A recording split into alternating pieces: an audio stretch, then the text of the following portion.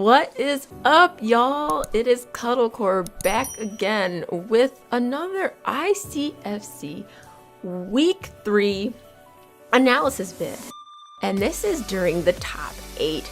I am going against El Negro, a very, very strong Master Raven player from South America. And he is such a threat. I love the way he plays Master Raven. And getting the chance to play him after a long time of just not having played him, probably it's been like years, I was very curious to see how he was going to play.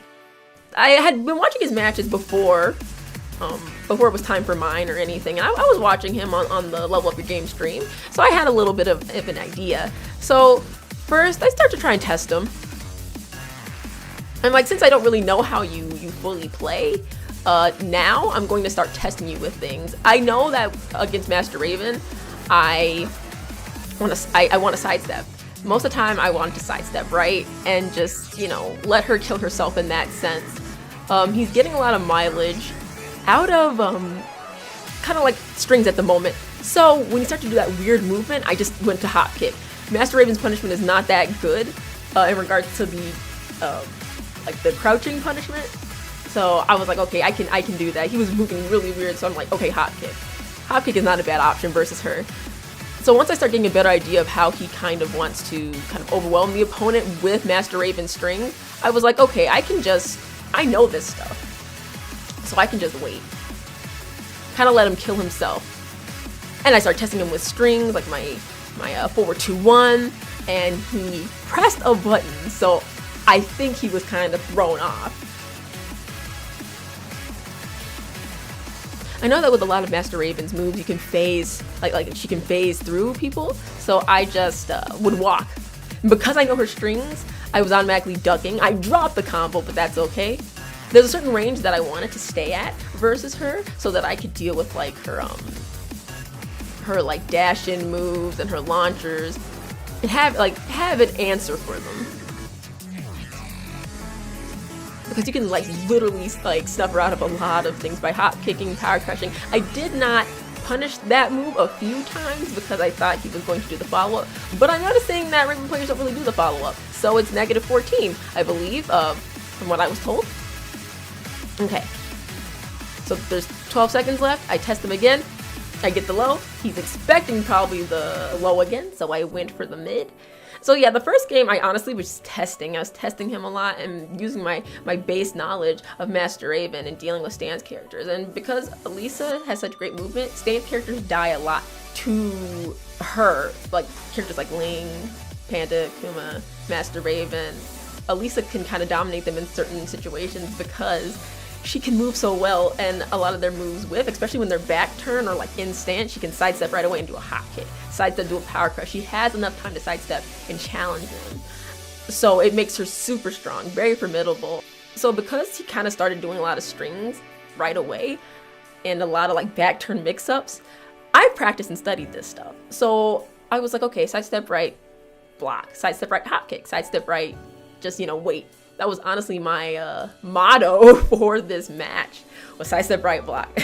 So yeah, going into the second game, I wasn't sure what he was gonna do in regards to picking the stage, or was he gonna keep the same character? I don't even know if he has another character in Tekken 7. But I was like, okay, let's try and play it as calm, cool, and collected as we did the first game. Which honestly was just me hop kicking, stepping, waiting, phasing, waiting for him to phase through me. And when Master Raven phases through you, you have a lot of time to do a launcher or what I did, a magic 4, which I know I could have gotten more like a hop kick for it and stuff, but I have to get used to the timing of when Master Raven phases, because he was using that phase move a lot. Let's check out game 2. So I'm trying to create that spacing again. He whiffs the launcher, I get the back 4-4.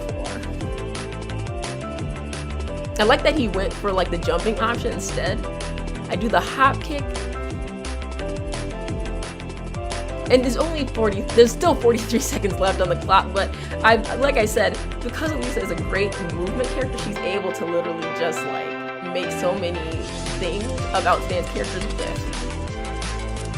because I know I've understood his timing a little bit, like what he chooses to go for when he goes to back turn. I'm starting to use more counter hits. I'm starting to use the power crushes, but he's definitely not going out easy. He did the phase again, and I didn't do anything that time. I get my down forward 2.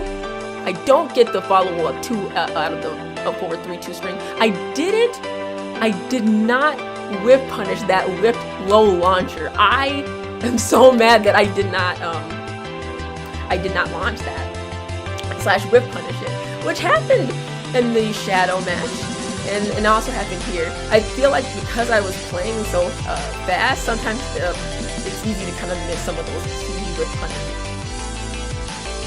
Nice punish. I kind of did a too early anticipated hot kick. I get the float. He's definitely still falling for a lot of my fly mix-up thing. I tried to have the hop kick ready so I could snuff him out of his offense. I go for my rage art. Now we're at 30 seconds, and there's still so much time. I tried to dash in and block, but I ended up not doing a good dash block at all. I think El Negro is definitely the kind of player, especially in these sets, where like once he gets a bit of momentum, like that weird movement that he's doing, he doesn't want you to get started. That's a ton of players though, and sometimes even myself. When he's further away from you, he's trying to see what you'll do up close. Well, he was trying to see what you're trying to do once you come in. That's why he was staying at that certain range. The further away I was, he was anticipating more. And he finally finishes that string. Yeah, that's why he started to stay further away. Because up close, I wasn't budging. I wasn't pressing at all. Not much. I was just counter hitting him. I was doing sidestep up forward 4-4. I was doing power crush. I was spacing him. I was using that sidestep a lot. But the moment he started to kind of like stay outside of my range and he got that launcher for my down 3, I think that changed the momentum a lot. I also do think that the failed attempt on my dash block to dash forward and guard the rage drive also changed the momentum. So now that we're going into the third game, I'm like, I still think the way that I played game 1 worked very well as a solution in general, and I truly felt like it was. So I was like, let me go back to that formula, let me use that. Play a little safer, wait for him to come to you. He's trying to do stuff at range 1. If he starts to space away to kind of ease up the momentum, let him space away. Then you can start dashing in, but you don't have to go for a fly or running move just because you dash in on him, because he's going to be expecting something. But yeah, the closer he is, like he's trying to pressure. He's trying, and once he goes back turn, he wants to be close. He wants to force you to press buttons. He wants you to eat the damage from the strings. So in game 3, I was, like I said, we wanted to revisit the game plan from game 1. I do the break. Yeah, that would have been a crazy momentum changer just by that throw alone. Okay. He goes for the low, tries to get a poke in, then he automatically starts to try and walk. I think he definitely was trying to see what I was trying to do. I do the 4, seeing that he phases through me. I didn't punish that again. Every single time I was expecting him to finish the string, and he didn't. I probably could have option select for that. I do the rage art. I'm like, I wasn't taking it. I knew he was going to try and kill me off as soon as he could. It definitely seems like he's that type of player where he's all about adding pressure.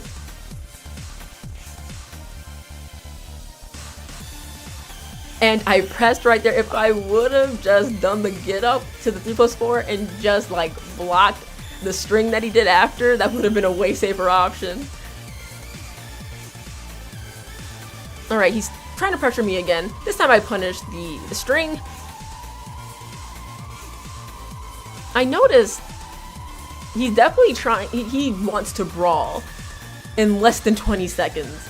So I'm like, okay, so let's throw out the chainsaws now. Let's do something a little different. Because he whips that string, I go right for running 2. Because it was such a huge opening for me to punish. Okay, I slow down. I'm waiting for him to do something. He really likes doing that low into down forward 1. to create pressure. Yep, he'll do that low and then he'll do follow-up moves. Okay, I do the backswing blow to try and crush his pressure. We go right to the wall. Oh, but I missed the combo. I could have done a way better punish right there, but I still get the follow-up. But I don't get the full combo. I should have waited, but he woke up ducking, ready for my down 3. Okay, so I wait here, and because of the way the low misses my body, because of, I guess, maybe the way I teched and the camera angle, I was able to survive. Okay, so at this point, I'm like, okay, I can get a little close, I can create a bit more pressure, plant the way my moves are a little bit. Because I have an idea of how he likes to place his moves, he's always attacking after that low. I still wish I would have I still wish I would have been able to punish phase a little better, but because of I knew once he phased through me, my back was to him. And that's actually something, whatever character you have, you can do a back turn move to beat up Master Raven's phase. Like, you can punish it that way.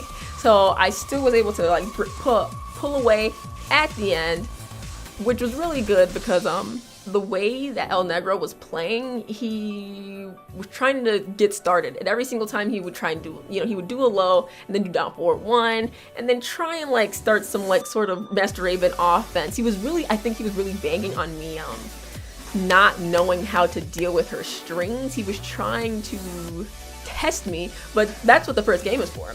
But at that point, I think I already knew everything. He was still playing like he was still testing me, even though I had shown that I knew the basic Master Raven stuff and how to like defend against her. Yeah, that is my insight. That is my insight into my fight in top 8 versus El Negro, one of the best Master Raven players. It was definitely a treat playing him. I definitely don't get to play Master Raven often, so playing a Master Raven specialist definitely tested my knowledge of the character.